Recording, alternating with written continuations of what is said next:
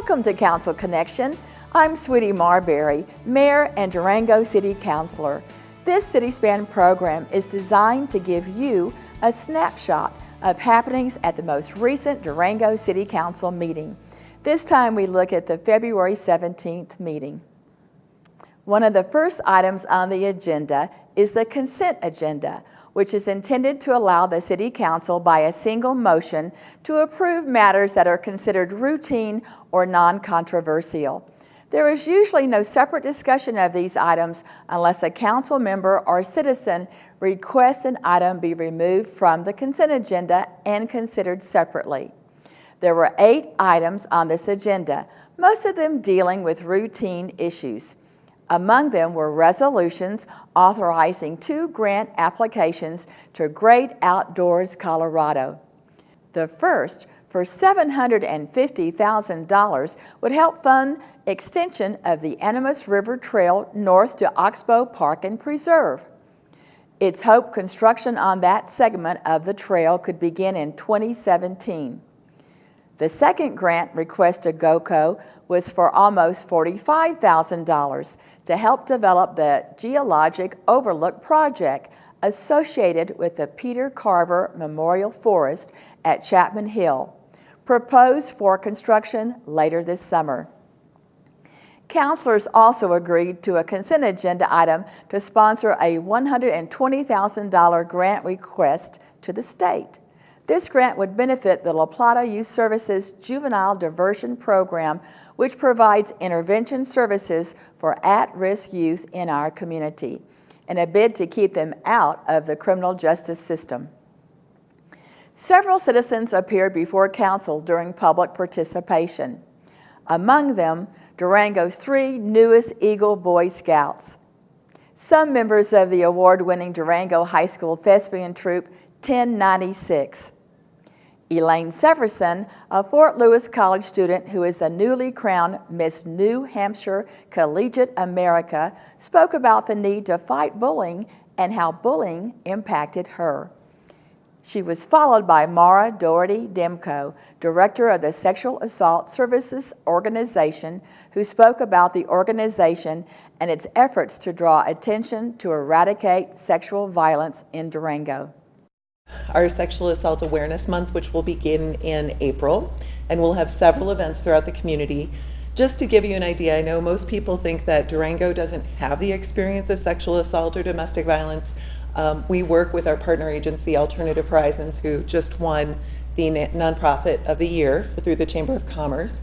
But we work with them to actually provide resources and supports for victims of sexual assault in our community. Last year, we responded to over 300 calls, and we had over 500 contacts with people in our community. They're providing resources or information or advocacy throughout the courts, at the hospital, with law enforcement. During reports and actions, Multimodal Administrator Amber Blake talked about the parking ticket Amnesty program. This program allows those with tickets issued prior to October the 24th to pay those tickets without the added penalties. What is the program? You received a citation that was originally $12, it escalated to $24 and again to $48. Taking that citation back to $12, the original fine, is what the Amnesty program does. The discount lasts for 30 days from the letter that you receive, so we're sending out letters to all of the license plates that have citations that are overdue and that are written before October 24th of 2014.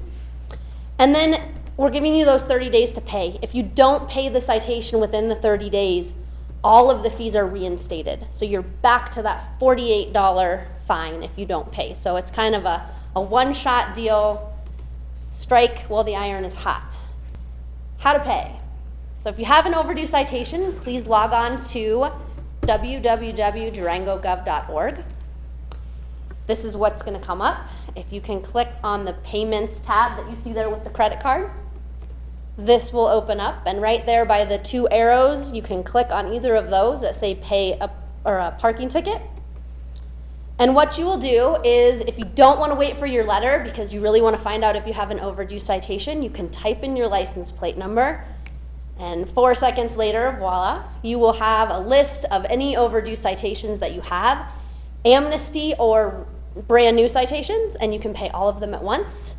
So you just put in your license plate number, this total here that says 0, if you have any citations, will show the citation number and you can pay. There were 2 legislative public hearings. The first was to consider an ordinance creating a city department of transportation and sustainability.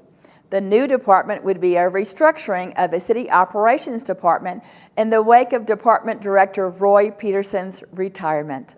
So the proposal before you tonight is to keep the city operations department, but reduce its scope to include the streets division, solid waste and recycling division, fleets and facilities division, and the safety division.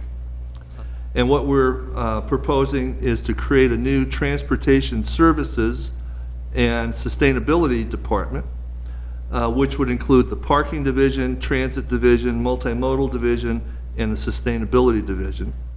Durango Streets Manager Levi Lloyd will become Director of the Operations Department, while current Multimodal Administrator Amber Blake will oversee the new Department of Transportation and Sustainability. The second legislative hearing was on a number of amendments to the City Land Use and Development Code, recommended by the staff to make the code better and clarify several sections. 2 quasi-judicial hearings were on the agenda, both dealing with leases of city property for communication services.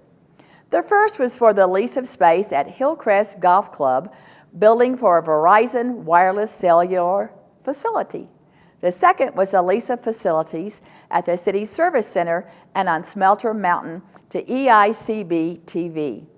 As part of the agreement, EICB TV will, upon attaining other approvals, begin carrying the signal of Durango Government TV City Span.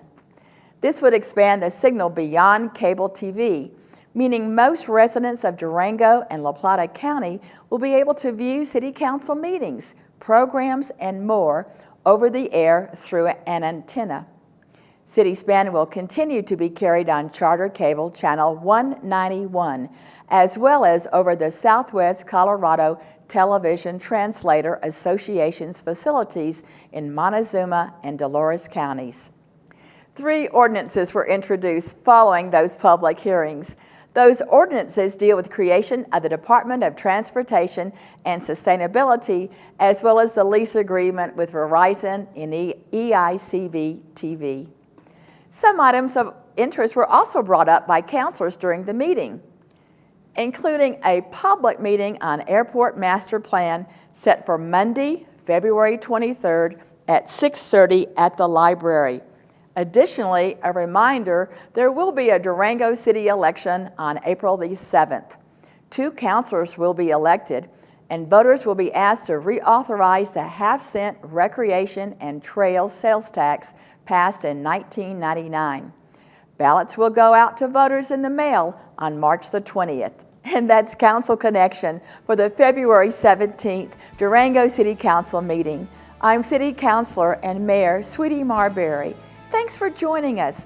And remember, you can always contact your city councilors via email at citycouncil@durangogov.org.